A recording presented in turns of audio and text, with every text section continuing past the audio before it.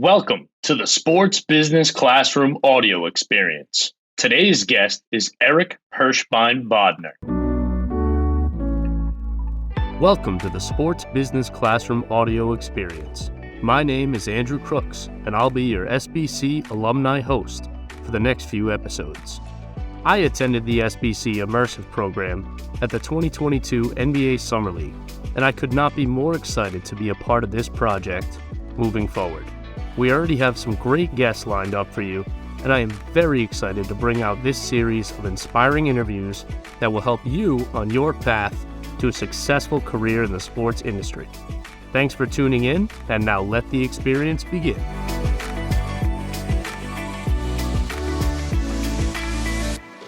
Today's guest is Eric Hirshbein-Bodnar. Eric graduated from the University of Rhode Island in 2014 with a degree in political science and history. During his undergrad, he interned with the University of Rhode Island baseball team under head coach Jim Foster. After graduating, he transitioned to coaching roles at Salve Regina, Felician, and Bryant universities. He has also worked 8 seasons as the owner, GM, and manager of the Ocean State Waves, a member of the New England Collegiate Baseball League. Nowadays, he is transitioning into his role as a full-time agent at Octagon Baseball. In this episode, Eric and I chop it up around his background and his career in sports, from ball boy at the U.S. Open to owner of a collegiate baseball team, his day-to-day as an MLB agent, his love for baseball, and the future of the sports business industry. Without further ado, let's talk to the man himself, Eric Hirshbein-Bodnar. Hello and welcome to the Sports Business Classroom audio experience. I am proud and happy to have on my friend Eric Hirshbein-Bodnar, the legend, coach, owner, GM, manager, now agent. Welcome, my man. Good to see you. Thanks, brother. Appreciate it. Good to see you. How we doing today? You just got off a flight? You're back home, chilling? Yeah, back home. Yeah, a little cup of coffee and then, right at it tomorrow because, as you know, the college season, usually guys are traveling Thursday and they're playing on the weekend. So right back at it, get some things cleared up, do a couple expense reports, answer some emails, get everything organized, and right back on the old trail. Yeah, I love that. Thank you for making some time for us today. Let's get right into it. I got a lot for you today. Long journey, a lot of stops. Bring it on. Yes, sir. We'll start with a layup question. I ask everybody, what first made you fall in love with the world of sports? I think, honestly, it has a lot to do with my parents. I grew up in an athletic household. I mean, both my parents were teachers. My dad grew up playing a bunch of sports growing up, but wasn't really I don't want to say he was any good. He was definitely a bigger dude and can definitely hold his own, but he was more into like the intricacies and like trying to teach me the plays in football. But then my mom never let me play football, as a bigger guy. But it really comes from my mom, I'll be honest with you, because she was a high school tennis coach for 50 years. So I blame all my coaching and my whole career on her because she got me into it younger. Like as far as I can remember, being 3, 4, 5 years old, I had a tennis racket in my hand. I was throwing a ball with my dad. My dad was teaching me how to throw a spiral before all my friends in the street, and knew that one day it would be a life skill along with playing tennis. So, those were 2 things that my parents really instilled with me, was just being active. And my house growing up was the house on the block where, on a Friday night, when everyone was going through their teenage years, I had, 12 dudes in my front yard playing basketball in the hoop or playing football in the street, playing stickball in the garage. So just that competitive edge was kind of our escape to everything. And then for me, it was going to school and finding an avenue of how to work in sports. And I think that anybody, if you talk to in the sports industry, their path is never a straight line. It's a lot of different stops. There's a lot of different opportunities, whether it's playing, not playing. A lot of athletes that, fall off from playing because of injuries or because they see the writing on the wall. Sports has given so much to them that they find their avenue and their niche within the game, give back to the next generation of players. So I think that that's a big thing, especially for myself, was finding that avenue and that niche to find work in the industry and work in the sport I love, because I really think that any sport, but for me, it's baseball. Like it's a microcosm of life. You learn certain things on the field, on the court that translate to your life, and being able to give back and how you groom yourself is a big thing that sports teach a lot of us. You can tell an athlete walking down the field and everything, just who they are. that actually brings me to my next question, which we kind of breezed over, but something I learned new about you. I found an interview from 2007 on ESPN from you as a ball boy at the U.S. Open. Is that your first official job in sports? That's how you got started? I would have never thought with your career in baseball that you started there, but talk to me about that. That's a hell of a start, my friend. Yeah, it comes to my mom. My mom, brought me up going to the U.S. Open every year. Like I think since I was in a stroller, I was going, because obviously her love for tennis and her connection with the USTA. And eventually when I got to be in, I think it was 7th grade, 8th grade, I was never a fast guy, so I can never run and get the ball, but I can catch 100 miles an hour and throw it back to the other side. And everyone's like, oh, and I found it enjoyable. But I want to say it was actually my first paying job, but I did it 2 weeks of summer and it was awesome. It was a great experience. I worked with Andy Murray. I worked with Anna Ivanovic. I worked with James Blake when he was there. So, working some of those bigger matches, like it was really cool to see those guys when they were younger. Obviously, they became studs. But, just having that experience of the professionalism, I think was a big thing. Like you're 13, 14 years old and there's 100, 200,000 people watching you do your job and eyes are on you. And especially in a sport like that where there's so much class and, quiet time, being able to keep your demeanor and keep your poise, or you're on the court for 6 hours before you get a break. So there's a big issue in that, and like the little things that go into that, and they're very structured in what they do. And that's why it's a very prestigious job. I mean, I think when I did it, 160 people tried out and 26 to 30 made it. So there was like a big thing in just like understanding the sport, the demeanor, what it comes with it, and then also being good at your job. And I was lucky at the time, four of my buddies from home did it together. So we all commuted to New York and to the Open, but did it for 5-6 years. And it was a really good experience for me. I loved it. I tell everyone that, I have friends still to this day that I did it with when we were 13, 14 years old, and we've kept in touch through the years. But it was a special moment. It was cool. My mom loved it, and it was something that, I really enjoyed doing. That's awesome. That's the lifelong discipline, the attention to detail, that stuff. And honestly, it's the clutch gene, being able to hold it together at that young age. Now you start your career in sports and you own a team and all of the responsibilities that fall on your shoulders. You're just ready for it. I can imagine for you, it's something that you've just always had to deal with. So you never had to get ready for it. You never had to get over the hump. Mm-hmm. That's incredible. Yeah, that's, I think awesome. that also comes with growing up as two parents as teachers, two teachers as parents. My parents are very, my dad's very a teacher too. Yeah. I'm with you on that one. It's every day. You don't get away with anything because they got 100 different kids every day that try to sneak stuff by them. It's crazy. 100%. Every teacher's kid says the same thing, and it really is. It's incredible. So I want to get to the NECBL, where, like we've talked about, you are the ultimate Swiss Army knife. You are the Taysom Hill of the NECBL. You're in every job known to man. I've seen you painting the lines and setting lineups last minute. I know you can sing the anthem from time to time if needed. You can. You're a man of many talents. Yeah. But for those of us who don't know, for some of our listeners who might not know what the NECBL is, I just want to give you a chance to kind of talk about it, explain its purpose, how it impacts these guys' development and their lives, and the incredible things it does. Sure. So the NECBL is New England Collegiate Baseball League.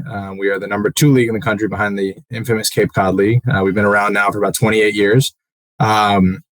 It's, we spread out 14 teams across 6 states in New England. It's a minor league schedule. You play half your games at home, half your games on the road. You play 6 games a week to get guys prepared for a minor league schedule. It's a wood bat league. It's a very prestigious league. We've had hundreds of Major League Baseball alumni have come out of it. For the Waves, this will be our 10th year of operation. I've been with the team for 8. In our 10 years, we have over 80 draft picks. We have over 9 guys in the big leagues and a bunch more coming up. But for the league itself, it's a very, very historic league, very well run by the different GMs across the league. It's a very, very competitive, as you could see. Obviously, we have all the data now. We have the metrical points of TrackMan, Synergy, and everything, so that all that data every night gets sent over to every single major league team. So it's one thing where it's all part of these kids' process. If they decide to go to college out of high school, they can't get drafted till they're 21 or after their junior year. So their freshman and sophomore summers are very important. I always use this example when I talk to people, what's the importance of it? Well, if you look at our fields, I would say 70% of the fields in the league are community parks. They're not the SEC or the ACC. They're not groomed sod. There's going to be tough hops. There's going to be not the best conditions, but the one thing that stays true is your footwork, your angles, and actually the true things that scouts are looking for is how you actually handle adversity and how it's not just, a charity hop. It's games being played fast or playing rough, and your actions and your techniques come really into play, and your maturity comes into play.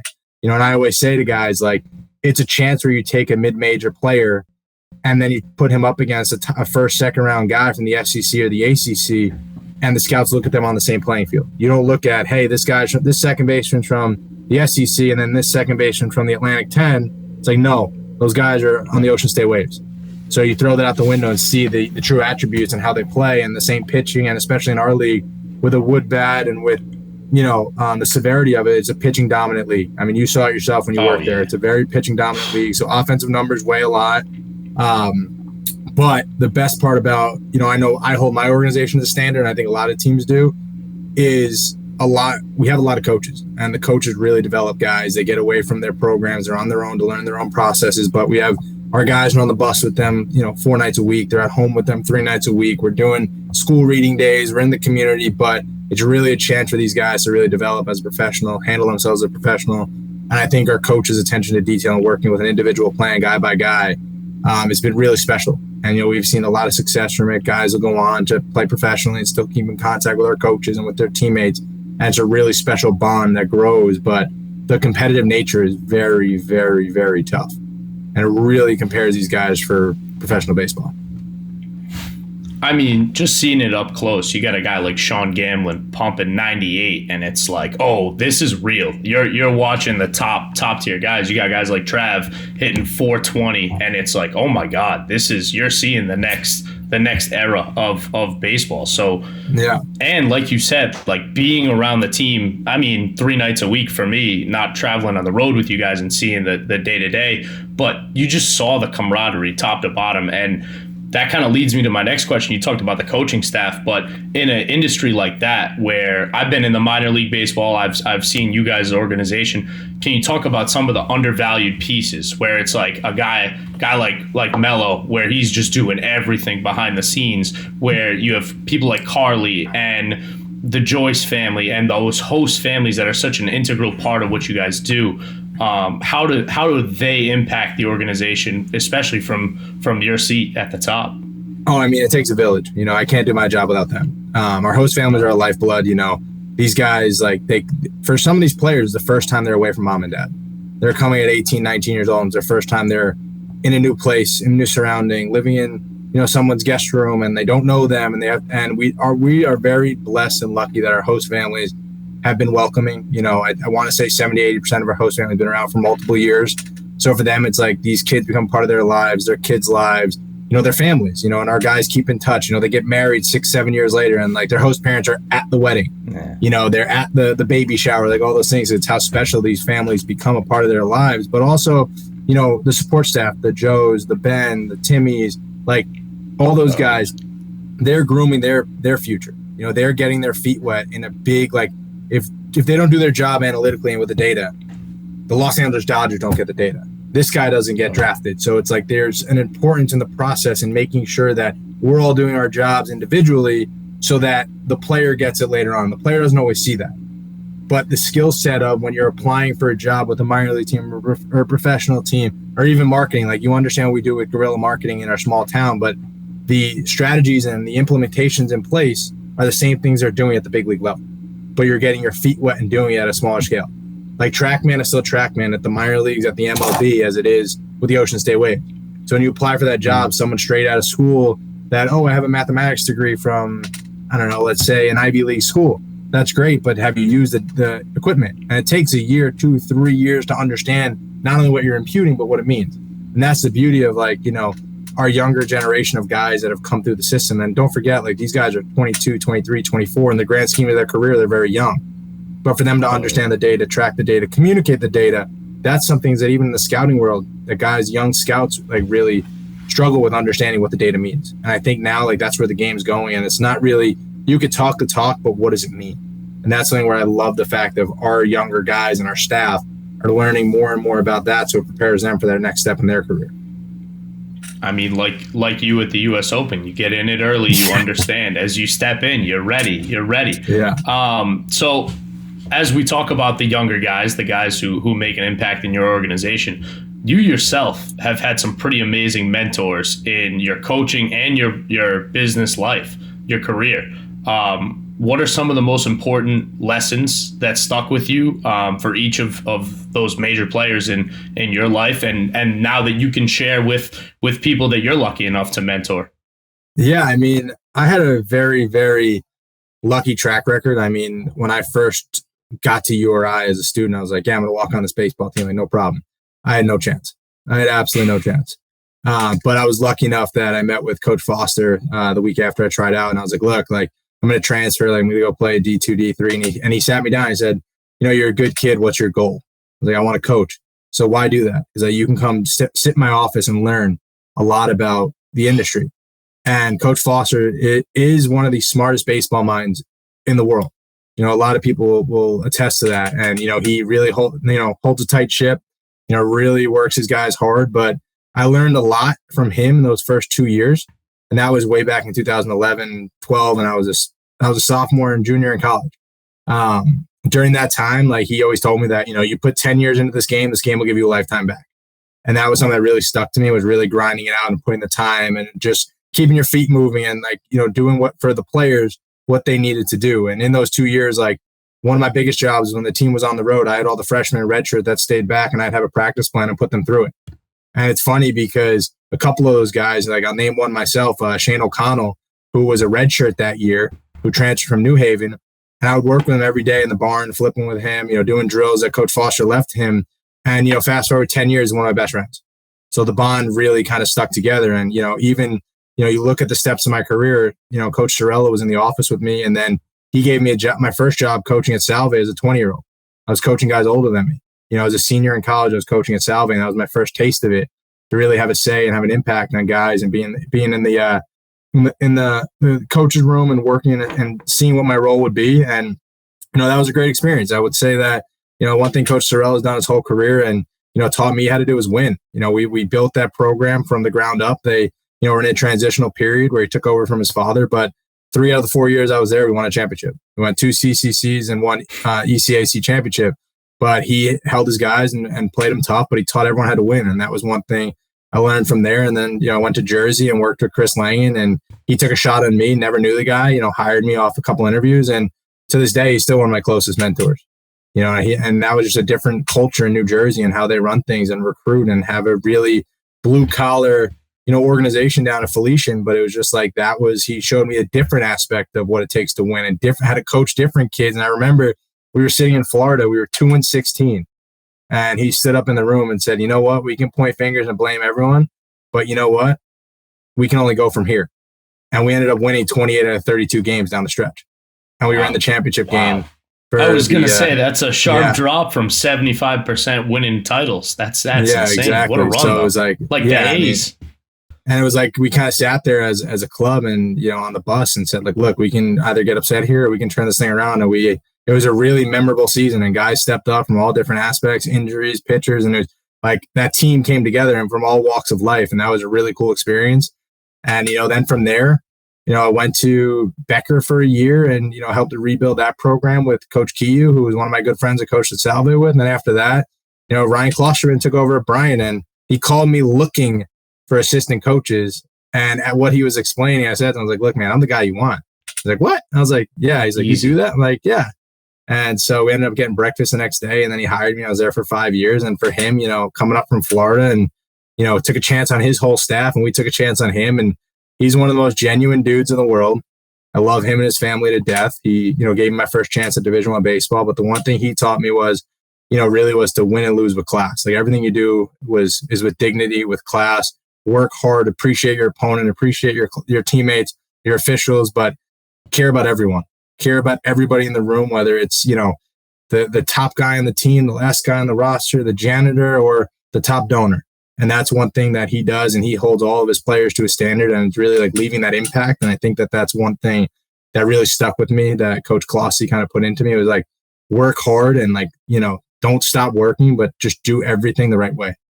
And that's something that I try and, instill not only in my staff, but also in my players. is there's such a factor in how you treat people and how you treat your teammates. And like, you never know, like, you know, when that one thing you say, and this honestly goes back to my parents as teachers, like they always taught me that, you know, really, you never know what someone's going through, but just to be that positive impact on their lives, like it goes a long way. And that's something that I think is an integral part of it, especially as a competitor. You know, you're between the lines that you want to kill somebody with that mentality, but then after, when the game's over, like you got to be able to shake hands and talk about it and put it away. And that's a big part, I think, in this, especially in this industry, you know, especially now where I'm at, you're dealing with everything. You're dealing with not only baseball, but also marketing and all that kind of everything that goes into it. They got to do everything with respect and class. And that's a big part of it. I like that. I think that's a good lesson for everybody to take. Just not out of sports, in sports, trying to get in it. I think treating people the right way, top to bottom, is something we could all learn. So back to those amazing mentors. For those breaking in, how do you, obviously Coach Foster was a specific circumstance. Obviously your time at Bryant speaks for itself, but how do you recommend they go about finding those mentors, building that relationship over time, but not exhausting them? You don't want to fester. You don't want to be the kid that's always asking the questions and pestering them. But where's that fine line between learning as much as you can? You're hungry. You're trying to take as much knowledge as you can, but it's tough. So I get this question a lot, actually, believe it or not. And the advice that I kind of give up to everyone is that shake everyone's hand, talk to everybody. Because in this industry, like if you're in this to make money today, tomorrow, the next day, you're out. Like you're gone. Like there's just no chance your mentality and you can't be in a rush. Like it's a process, just like anything else. Just like make it to the big leagues. Just like make it to the NBA. Like you don't want to lift in the morning at 6 a.m. You don't want to eat just a protein diet, but like you have to. So it's almost like when you think about it in the career wise, it's, you know, you got to be able to take a little bit from everyone and learn from everybody. You know, you might not agree with what a coach says or what a mentor says, but like you might not agree with 20% of it, but 80% of it's good. So like take what you want out of it and listen and learn. And like, it's always a process, you know, it's always a stepping stone. You're always trying to get better, but like getting better, you can't be in a rush. I always use the expression, play chess, not checkers. Like plant your seeds, make your move, but you got to be strategic. Like you can't be in a rush. And I think that everyone out there, especially in the social media craze, is trying to get their clicks and get their likes and build their pizzazz. But like sometimes it's not genuinely who they are. And that's one thing that's huge, is that you want to make sure that obviously you work with people that A, respect you, B, you can look up to, and B, they don't just talk the talk, they walk the walk. And that's a big thing, I think, is just like shake as many hands as you possibly can, because you never know when that one person might go and, oh, they get a head coaching job here. Oh, they're the new CEO. Oh, they're the marketing director. And like, hey, I want to bring you along with me. But if you treat them with disrespect or you want something out of them and monetary or a job and you're really pressing, you're not going to get that. But if you think about it's incrementally, gotta be genuine, yeah, and really just like, how can I learn? How can I help you? And like, people want to help those people.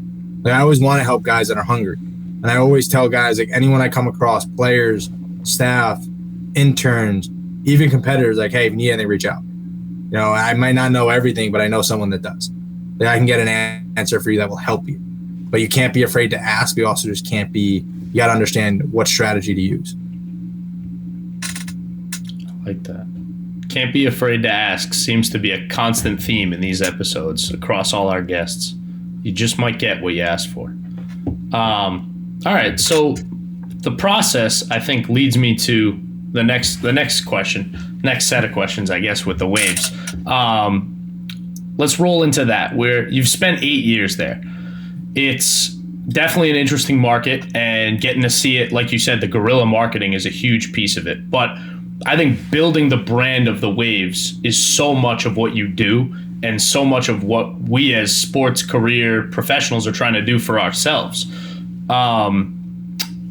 What would you say are the biggest tools, resources that you guys utilize the most to grow that recognition, but like you said, to do it in a genuine, true way? Yeah, and like I'll even touch, I forgot to mention someone with my mentorship opportunity, but Matt Finlayson, who is the former owner and president of the Waves, I worked with him for 4 years before he transitioned over. Now he's the athletic director at Mitchell.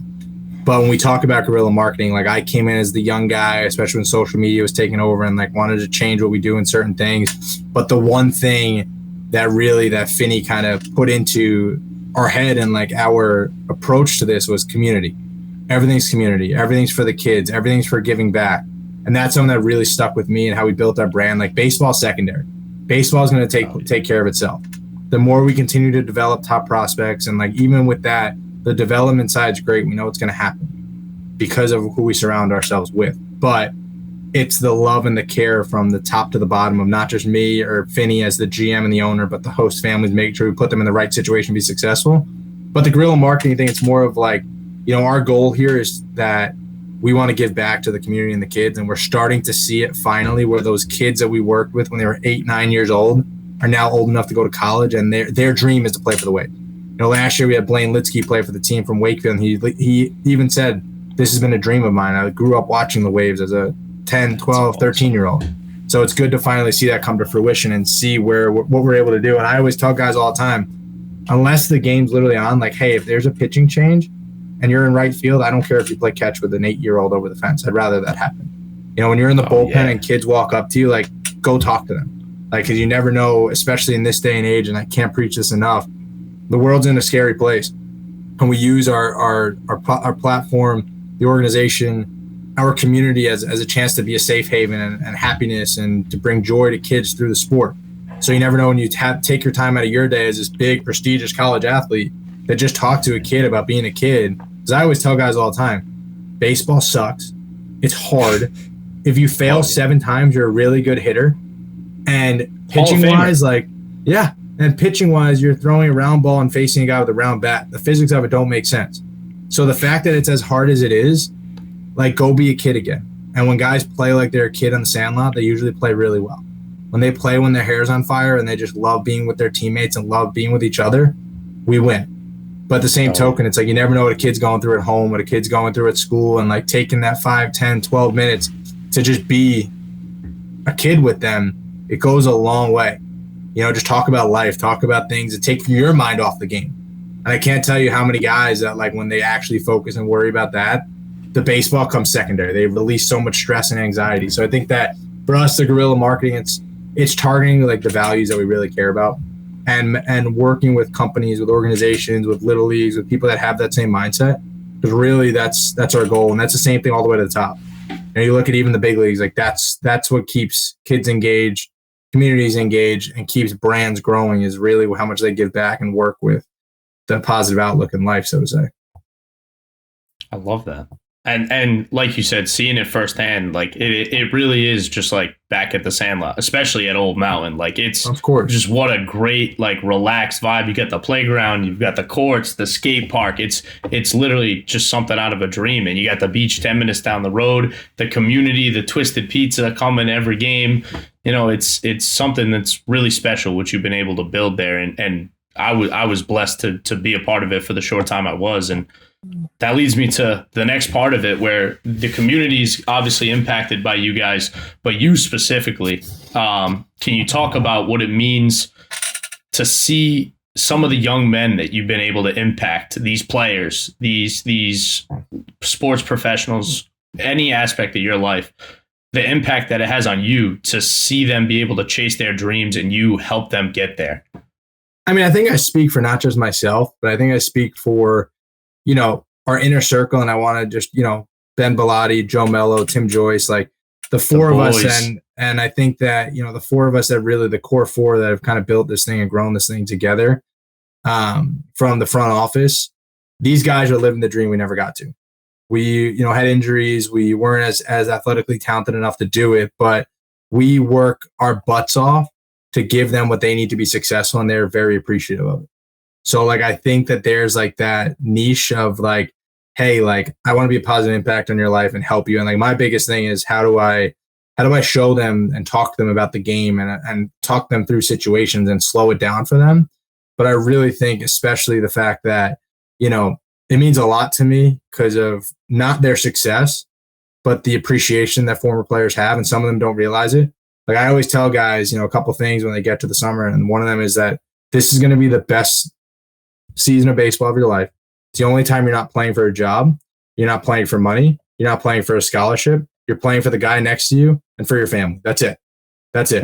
And guys, they get angry, they get frustrated during the season because it's hard. They're hitting under 200, they're making errors, they're not making pitches, whatever. But after, when they all leave and everyone's hugging, like they're borderline tears. And a month later, guys will call me in September and October, like, hey, that was the best season of my life. Yeah. I had the most fun doing that. And that's our goal as an organization, is make this the best experience you had that you enjoyed. Because like we said, baseball is hard. It's tough. It's not easy.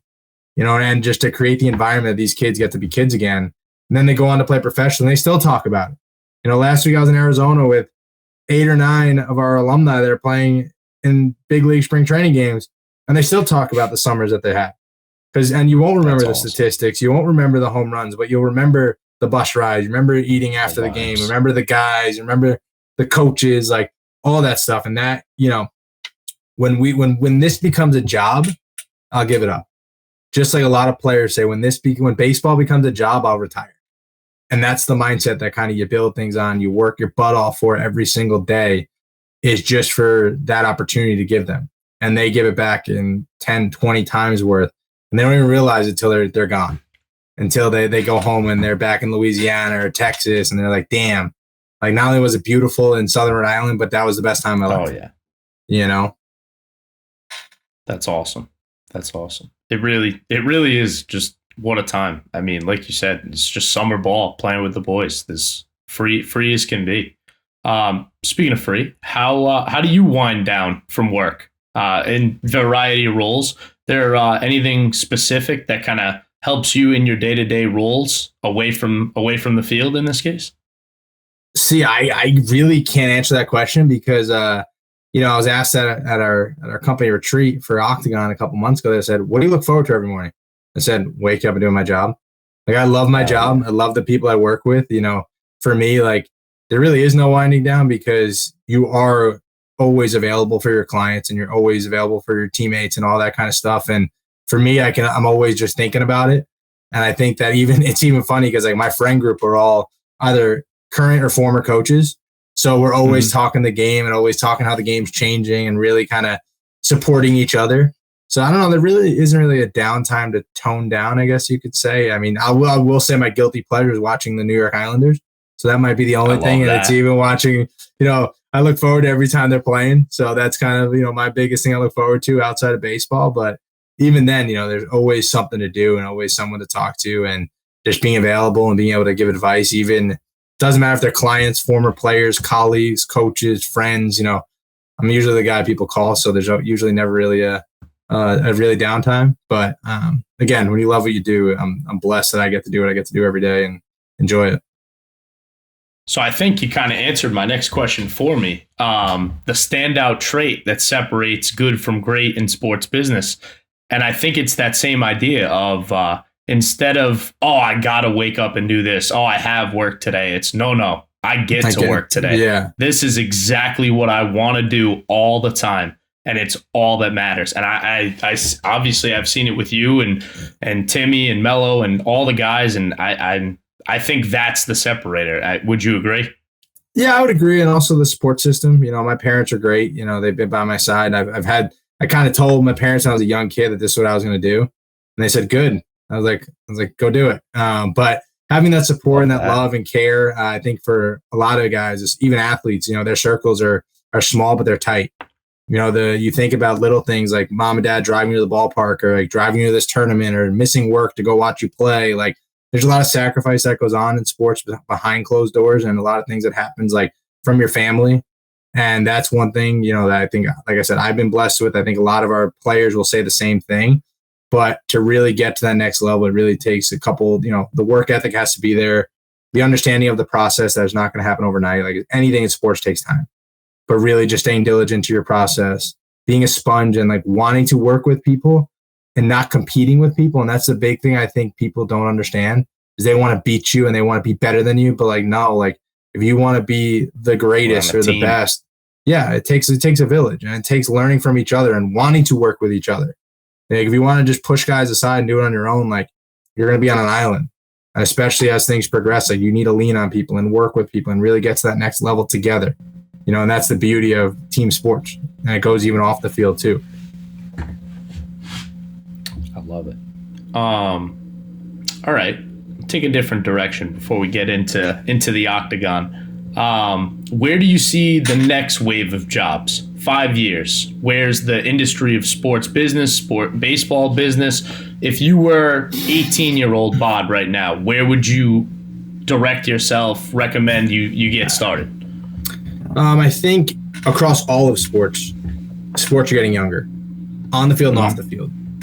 Ownership staying significant, but like the guys who are around owners are younger guys that have a more of an understanding of the market. I think that coaching wise, that you're going to have guys that have the name and the stature, but like also they're going to be surrounded by young guys that understand the analytics and the data, and you're going to see it across sports. I know even like hockey, they're starting to look at different data metrics and what makes sense. Like who would ever think that? But like they're starting to get different tells and how different matrices and equations make sense. And there's going to be a different hybrid of younger guys coming through that system. But even more what you're seeing now, and this is very, very interesting, is with the social media craze and how that's taking over the marketing world. There's almost more people. Our marketers are getting slim in the sports industry. Guys are making more money off the field, off the court, in their brands and building their brands that start in high school with their social media pages, and how that clicks. And that's almost become the new commercials. So that's something where like you're seeing more clicks and more likes and more views on TikToks and Instagrams and Twitter than you are watching people aren't watching TV anymore. So I can get the clip, it's on my phone. And I'm too busy to sit down and watch for 6-7 hours. I think that our generation that we were brought up on, it's go, go, go, go, go. It's not, all right, I'm done for the day at 4 o'clock. I'm going to sit back and watch television. Like that generation was our parents. So I think keeping up with the times and keeping things moving and keeping things hip, like there's going to be more people working in that field. And I always tell guys, even like the expansion of college sports in the last 5 years is unbelievable. And, I always say like there's a need for assistant athletic directors, associate athletic directors working within it. But again, it takes like, hey, I got to go intern with this one first. I got to go work, part-time here. I got to do this to kind of learn the ins and outs of the industry. But colleges are expanding with college sports. You're seeing more coverage than ever before on ESPN with colleges, which is amazing for the brand. The NIL stuff, you're getting better players. But with all that stuff going on and making college athletics more of an industry, it takes more people to control and work it. So I think that that's a huge thing where you're going to see a lot more jobs open up there. And especially even with professional sports, they're starting to expand to different things. I know, like, for example, our student manager at Bryant last year, he, was awesome. Had the same hunger that we all have as a grad student, 22, went to work with the MLB and an internship this past summer with the MLB office in New York. And then guess what? He got picked up to work for the World Baseball Classic. Calls me the other day. He's one of the 4 team coordinators for Italy. So his job was to get all the operations for Italy done, to go to preseason in Arizona or Florida. I forgot where they did their preseason. And then take them to Taiwan to play and then go to Tokyo. The kid was 22 years old, sitting next to me, helped me order sandwiches for Brian. Now he's coordinating flights, hotels, meals, just from doing an internship with MLB in that summer before. And now like he's working the operations of multinational countries, 22 professional athletes and 2 Hall of Famers with Team Italy going over there. But it's one of those things where that's what it takes. It takes learning the intricacies and getting the references and all that. But now like his career is really taking steps forward. So, you're seeing different roles come about, and a lot more people are getting hired at younger ages, but with more experience. I mean, that's incredible. I mean, what a time hanging out in Tokyo with Team Italy is a little different than Smithfield, Rhode Island, DePaul Mary's Bakery.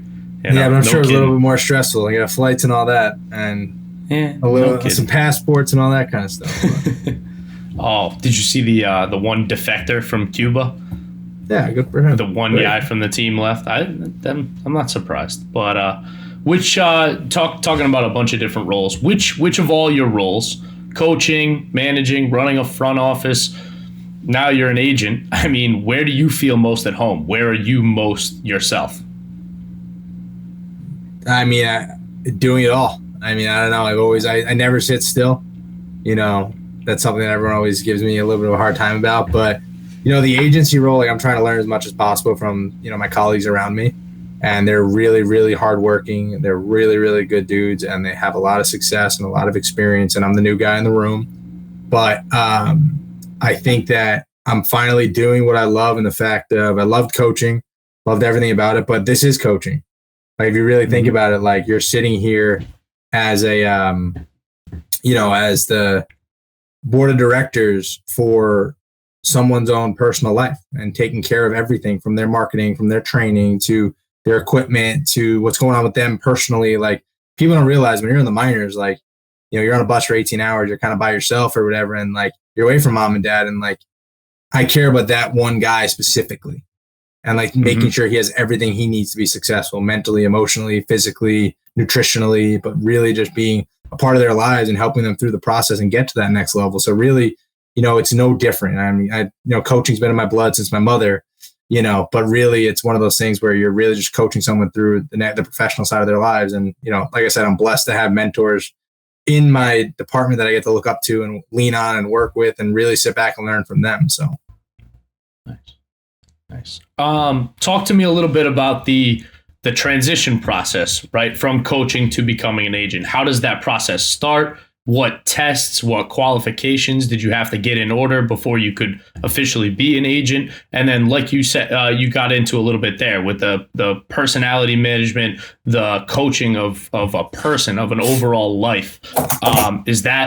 That's kind of your day-to-day right now, just that and picking up from the new mentors in your life, like you said? Yeah. I mean, for right now, like obviously we're doing client maintenance, take care of all of our guys. They transition over the season from spring training, trying to see all our guys like across college, high school, professionals, making sure we see them, making sure they're good, talk to them, their families. From the process, obviously I take the exam with Major League Baseball. That's a tough one, but we get through it. But realistically, right now it's just understanding their business, working with our marketing team, working with getting them what they need to be successful, bat deals, glove deals, and negotiating different brands, talking to the farm directors and the assistant GMs about where they see guys kind of, progressing through systems where they think they're going to, what they need to work on the off season, all this kind of stuff. And really just having constant communication, talking to scouts every day for our college and high school guys to make sure they're seeing what the scouts see. We have an analytics department that really does a career outlook on guys and forecast where they're trending year by year, really studies teams on how teams have drafted the last 10 years, the last 5 years, which GMs have moved to different teams and what strategies and what tendencies they have. And really for us, it's a big thing to just have a constant communication to make sure that the player gets everything he needs. We're on the same page with the teams. We're on the same page with the families. We're on the same page and making sure, hey, we keep a database on who's seen who, what guys have seen where, what conversations were said, so that come draft day for these guys, we're prepared, and that's a big thing I tell guys all the time. It's like when you go across the foul line, you do your job and you focus on what you're great at, and that's dominating the strike zone or, dominating the batter's box. That when you walk across that line, you need to know that I got your back and we have all your business buttoned up. Family's good. We're all in constant communication. Your success is dependent on you. Everything else is taken care of. Sounds a lot like your prep as the owner and do it all for the Waves. Honestly, can't have been much of a crazy transition. Seems like you're doing a lot of the same stuff, right? Naturally. Right. When you're looking to go after a new client, where does that search start? How does that process go? We touched on the NIL a little bit, talking about the future of college baseball, college sports. What are kind of the hoops you have to jump through with that, especially working with the Waves like you do? Are we talking what level? College, high school, professional? Call it college. I think obviously it's their resume, what their statistics look like, looking at the metrics, looking at the progression, the size, the development, what it takes to kind of get to that next level where we can forecast them in the draft, talking to scouts, looking at draft boards, really making sure that we're precise. Because one thing we're very big on is like keeping our classes small, taking care of our guys and doing a really good job and making sure that, we pick the right guys. So there's a lot of process that goes in, and like we meet twice a week, my team, and you should see those arguments about if guys are guys and like really just, holding each other accountable and discussing. Like we have our own, analytics department and our own departments that really go back and forth, and that professional checks and balances is really big, because if you look at it, there's a very small percentage of guys that make it to the big leagues, let alone arbitration, let alone free agency. So really forecasting and trying to get the right guys is a big deal. And also, how do we help each other? how do we like, oh, this guy needs this guy needs that. Like, hey, can you help me with a contact there? Because like we're all on the same team, and our goal here is one that giant network. Yeah, and like it's not just, especially with the organization, it's not just me, it's not just my partner Jake, it's not my boss Lou. There's 70 people behind him. It's our marketing team, it's our finance team, it's everyone working as a whole and as a unit for our clients and for our players. And the goal here, we want everyone to sign a 10-year, $150 million contract. But just getting them to that point, that takes a lot of work. Making a nucleus of the best trainers in the country, working with Eric Cressy, working with Marie Spano and all these top professionals in the country, of send like the John DeRuins, and making sure we send guys to the top guys that really can hone in on their specialties and get our clients better. That's awesome. That's awesome. It really, I mean, everything we kind of have talked about here just all goes hand in hand. The team approach, the willing to learn, the being able to adapt to different environments.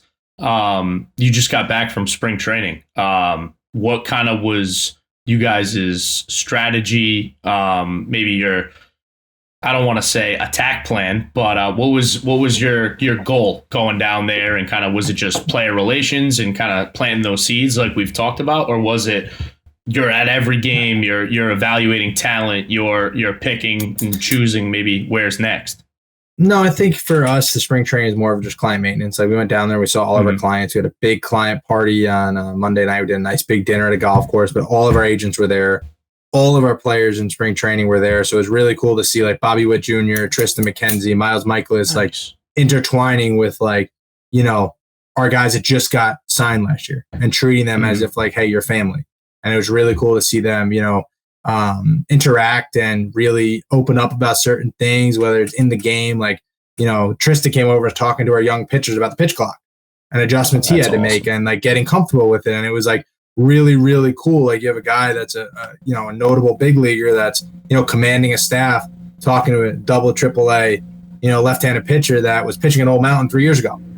So it was like really cool to kind of see that all come together and the family aspect there. But, just being with our guys, taking them to dinner, going to their games, that was really cool. We try to see as many backfield games, because don't forget, there's 3 or 4 backfield games going on, just like there's a big league game. So trying to be at all over to see our clients and take care of them. And, like we said, the family approach is big, and it's just something that, is really awesome for us to all be together. Because don't forget, we got 7, 8, 9 agents in America, and we're spread out across, 9, 10 different states. Like we're all over the place. So it's nice to kind of get together and be together when it matters, So that's a big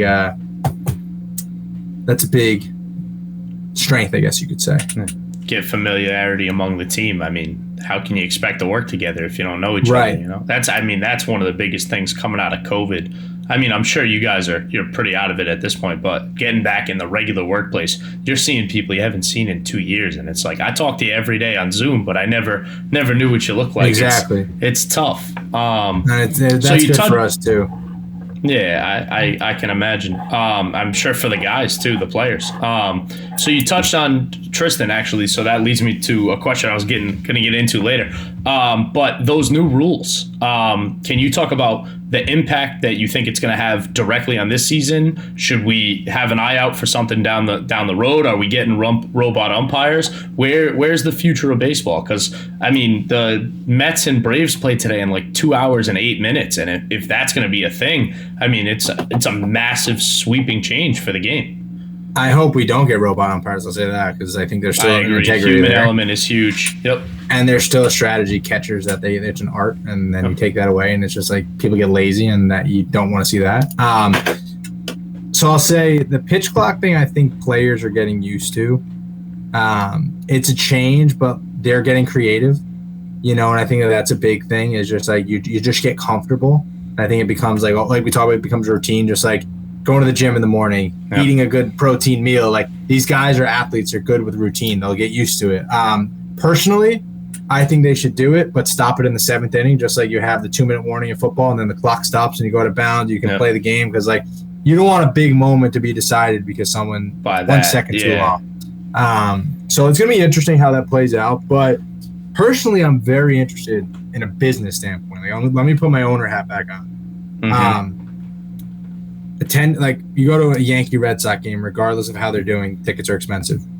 Hot dogs are expensive. Beers are expensive. Like it's a $300, $400, $500 day regardless. Parking's expensive. $50. So, you got to take the T at Fenway. I don't even drive up there anymore. Yeah, but if you think about it, like what is the number one revenue generator for professional baseball? Got to be the media rights. Okay, media, great. So now you're taking time off of TV where guys are watching. So that's first of all. Yep. What's number one selling point revenue-wise at the stadium? Beer, soda. Okay, beer. Your beer sales are only for the first to seventh inning, right? Dropping. Yep. So you probably now lost you got an hour and 40 minutes at most. To drink maybe an hour 30, and you're losing 40 minutes of drinking time, and times that by maybe a beer, 2 beers per certain guys, and times that by 20,000 people. I think you're going to see a significant decrease monetarily and revenue-wise from both of those aspects. And how do the teams justify it? Is it worth more people watching on TV? Because I don't think it's going to change who comes to the games or not. I don't think you're going to see more people come to the game because it's shorter, because I still think that the same amount of people will come to the game, just instead of getting there, they'll get there in the first inning as opposed to the third because it's a shorter game. Third, yeah. Because like you think about it, most of the really expensive seats, they're at dinner first. They come when they want to. Like it's an entertainment. Baseball at the end of the day is entertainment. So I'm very interested to see how, from the revenue generating aspect, if it has an effect on those two things, the shorter time on TV and the less beer sold. That's an interesting idea, especially as we kind of come up on the next era of CBA and media rights deals, where it's like if you're losing significant revenue there, and maybe we lose the revenue sharing model altogether. I know that's been thrown out there. I don't think that'll happen, but like then you see teams like the Pirates where the ticket sales, I mean, that's really kind of where they're lacking. Do you see expansion? Do you see what the NBA is trying to do to recover from COVID money, looking into Seattle, Vegas? Is that next for baseball? Is that the long-term kind of goal here? I think we're going to see some expansion teams over the next 3 or 4 years. Nashville, I think that's my next one if I had to guess. Montreal again, that would be cool. Yeah, there's definitely some cities that have gained some interest, but we'll see. We'll see. I like that. Mum's the word. All right, so this is a good one. I think this is a good one to kind of widen down on. But ideal world, where do you see Eric Hirshbein-Bodnar in 5 years? Doing exactly what I'm doing now. Same thing? Yeah, I mean, so I always say this, that, this is definitely something that Closty kind of instilled in us. He was like, when you don't look forward to practice, I failed you as a coach. With everything going on with school and with that, like practice should be the one time a day you circle on your calendar you look forward to doing. And if I don't make it enjoyable or we create a good learning environment, I failed you as a coach. And he says, and he also tells us in front of the team, as a coaching staff, if showing up to work is a chore and not your favorite part of the day, I failed you as a head coach. So I think that, the greatest part about my team is working with, for Lou Nero and Jake Rosner and Adam Rosenthal and Bernstein. Like, we look forward to hopping on a Zoom together, getting on the phone with each other, getting on a plane together, going to see guys together. That's one thing where when that becomes a chore and that becomes, oh God, I got to do it. Yeah. Then it'll be something that, you don't look forward to, but I think I'll be doing the exact same thing. A little bigger client list. But really just making sure. And again, like with the waves, like it's developing the right people in your staff. It's making sure the guys get everything they need and then seeing them go on, hopefully, 5 years from now, we'll have 30 big leaguers, not 9, so it's like really working in that sense and making sure we continue to grow the brand the right way with the right values, the right morals, and the right people. So I see myself doing this for a little while. Long time. Nice. That's awesome. Last one. I ask every guest. I guess we'll make it a baseball question instead of basketball. But who's your GOAT, my friend? My GOAT. In what way? I mean, there's a lot of different ways you could talk about it. I think we have made that question so loaded. But the way I've always looked at it is just when you're talking guys at the top, right? It's all just personal preference. So for me, when I answer the basketball question, it's always Kobe. For baseball, for me, it's Bonds or Junior. But my dad will kill me if I don't say Ruth. You know what I mean? So it's a generational thing. But But for you, I mean, lefty hitter, I would guess Bonds is probably up on your list. No, I'd have to say just how he carries himself, how he was as a player, as a person, as a businessman. But I have to say Jeter. Someone that I looked up to. There were two players I looked up to growing up. One was Chipper Jones. I loved him, the first glove I ever owned. But just how he was gritty, played the game hard, played the right way. Wasn't always the best guy, but played hard every day. And then the way Jeter carried himself, and like I was a Yankee fan growing up, but just, the leadership, the winner. And it's funny, like I always have this argument with guys all the time. Like you look at that Yankees lineup that won 6 World Series. Like not one of them would have got a max contract right now.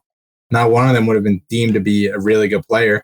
But they won and they found ways to win. And there are guys that had roles that had certain mantras and certain, spots on the team that they had to do their job. So it's just one of those things where, how he handled the New York media, he was out of the media. He was very, very prominent in his image and, his work ethic. Like no one ever questioned his work ethic. No one ever questioned his leadership. And now, like, you see it even, like, off the field, he's a very successful businessman. Like, the way he ran the Marlins, like, they're actually, competitive. And it's funny because everyone said when he took over, like, give it some time, but he's going to draft the right guys, bring in the right people. And it was funny. I didn't know this, but when I watched the Jeter documentary, which was great. So well done. Changed my whole perspective on the him and A-Rod stuff. Yeah, but even like forget that. Like that's just mantra. Like that doesn't even matter. But the most interesting thing for me was when he hired his GM with the Marlins. It was the arbitrator for the Yankees that literally she said like he wasn't a good player, and it was like the one person in his life that beat him, and like did it with class, with expertise, with education. He was like, you know what? I want you to work for me. Like you showed me that. Like, and he lost to her in arbitration. Yep. But it was just one of those things where there was like, wow, like that's like someone understanding what actually matters and like, the business side of it. But again, like even to this day, like everything he's done in his career, he did it the right way. And that's something that's big for me. It's big for my family, big for how I carry myself and even like how I talk to my clients. It's one thing that like, if you're going to play hard and do it the right way. And that's something that goes a long way in the sport, especially nowadays. Because again, like we're talking about monetizing athletes, not only as athletes, but as brands, as people, marketing, community relations, the next generation, like that stuff matters. And, having an idol like Jeter, like he was my baseball guy, Kobe was my basketball guy, just the way he played again. It was very hardworking. It was leadership. It was, I don't care what it looks like. I'm going to win. And that mentality, like that nowadays, guys care about what they look like too much. They care about, hey, what was my stat line? What was this? What was that? Like, no, just go play hard. Like, go do things the right way. Carry yourself one stat the right matters. Way. Winning. And even like it.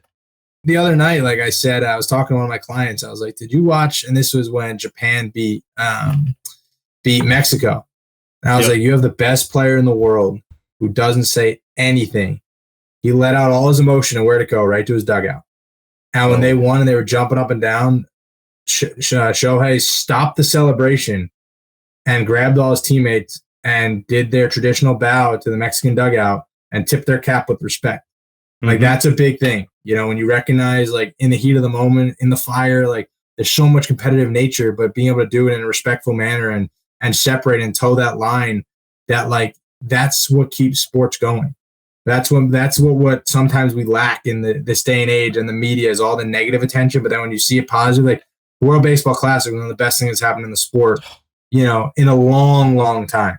And it wasn't just how good the baseball was, but it was the camaraderie of teammates competing like hell against each other in the moment. But then after the moment, being able to enjoy and represent their country, have the next generation of players training to one day wear Mexico on the jersey, wear the Czech Republic on the jersey. Yep. And it created a whole new generation of fandom and of work ethic. And you talk to so many of these young players and their goal is to give back to their community. And again, that's not from their mommy and daddy telling them that. That's looking up to the stars in the game right now and seeing them do that. And I think there's so much of an importance to doing that and building the brand from a young age and making sure like you're on a pedestal, but using your platform for something good, not to show off, the good watch or the good car, but like really to show off of like, no, like I want to be able to be that guy the next kid. Like I looked up to that kid growing up. So I think that there's a huge, it's a turn of sports right now in a good way. As much negative publicity as there is sometimes, there's also that crop again of good guys coming through, doing things the right way, seeing it. And again, that's like that nature of the next generation that's big. That's awesome. The coach of Mexico, right after Shohei did that, said, "We might have lost, but the game of baseball won." And I that's all I kept thinking the whole tournament was, how great is this that we're getting that many eyes on such different styles of baseball and talent and culture, and everybody was so invested. And I think that, and even McDavid came out today and was like, how do we not have this for hockey? Like, this would be incredible. And I think getting it back to what we all love about sports, those moments, right? How can you not be romantic about baseball when Trout and Ohtani are the last at-bat of the World Baseball Classic? Like you said, I just think that stuff goes such a long way. Yeah, Benji Gill, also an Octagon client. There you go. Love that.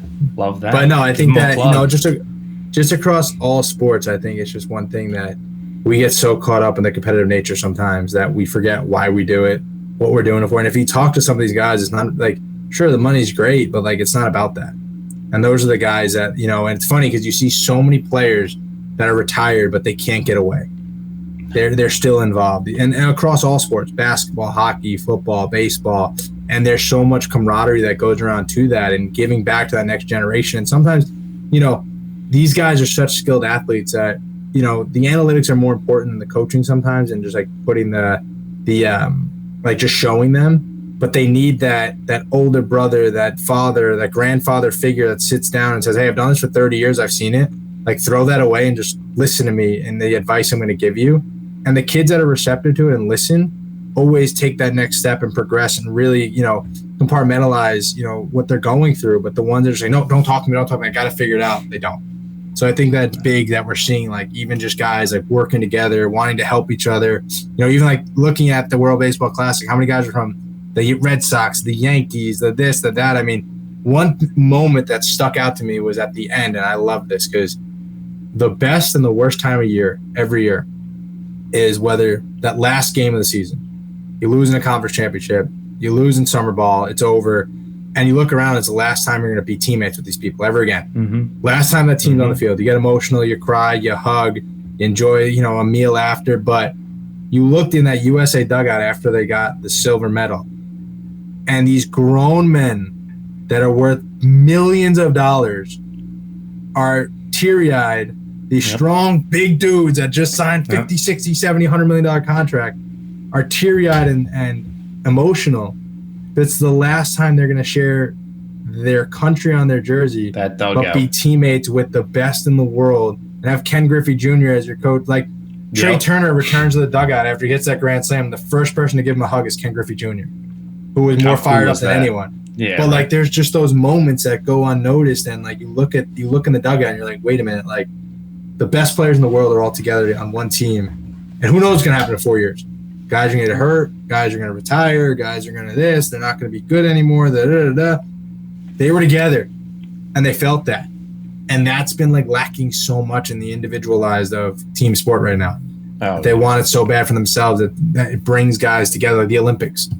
Like, go watch the Redeem Team. Like, that documentary is awesome. That was a great documentary. That was great. Talk about Kobe setting the tone and being that mentor, that killer.